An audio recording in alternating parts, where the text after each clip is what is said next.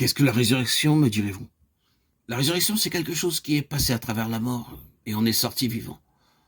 La résurrection présuppose la mort. Il ne peut y avoir de résurrection là où il n'y a pas eu de mort. Dieu avait dit que le jour où Adam mangerait du fruit de l'arbre de la connaissance du bien et du mal, ce jour-là, assurément, il mourrait. Il a mangé du fruit défendu. Et il lui arriva selon ce que Dieu avait déclaré. La mort immédiatement le saisit. Adam n'avait pas la capacité en lui-même de pouvoir vaincre la mort. Et il en est de même pour tous ceux de la race d'Adam. Nul ne peut survivre à l'épreuve de la mort.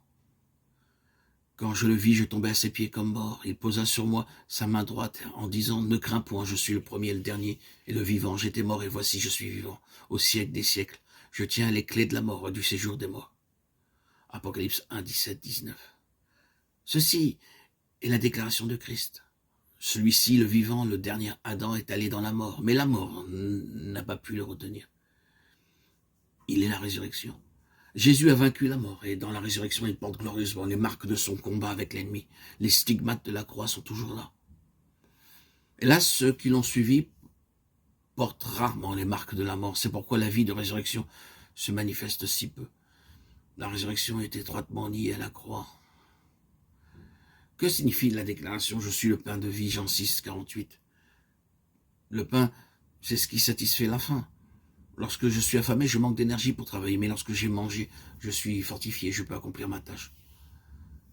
Beaucoup de chrétiens perdent la force de servir le Seigneur parce qu'ils n'ont jamais trouvé en lui leur satisfaction. Ils travaillent à peu près bien pendant 1 ou 2 ans, mais ils déclinent ensuite graduellement. Ils se sentent desséchés et vides.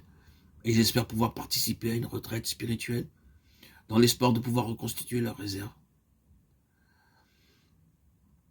Des retraites spirituelles périodiques peuvent stimuler temporairement, mais ne peuvent pas nous satisfaire pleinement. Ce n'est que lorsque nous découvrons que Jésus est le pain de vie et que nous apprenons sans cesse à aller à lui que nous sommes satisfaits de manière permanente.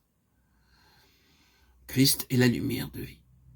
Une fois de plus, Jean rapporte les paroles du Seigneur proclamant qu'en lui sont satisfaits tous les besoins de l'homme.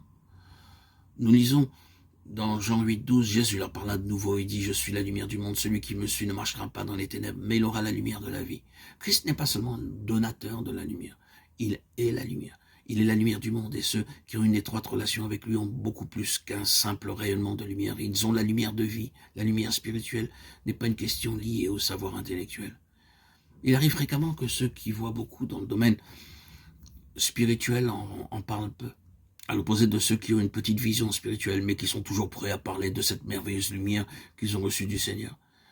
Les effets de la véritable lumière sont dévastateurs pour la nature humaine. Elle ne met jamais l'homme en vue, elle le maintient dans l'humilité. La connaissance enfle, littéralement gonfle d'orgueil, rend arrogant. 1 Corinthiens 8.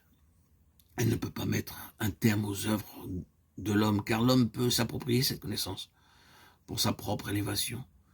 Une soi-disant connaissance des Écritures peut nous donner une certaine notoriété dans le monde chrétien, mais la lumière de vie ne contribue pas à notre prestige personnel. Au contraire, elle peut faire ce que nulle lumière ordinaire ne peut faire. Elle porte atteinte à l'homme naturel par son éclat aveuglant, effraie pour Dieu une voie pour la réalisation de son dessein.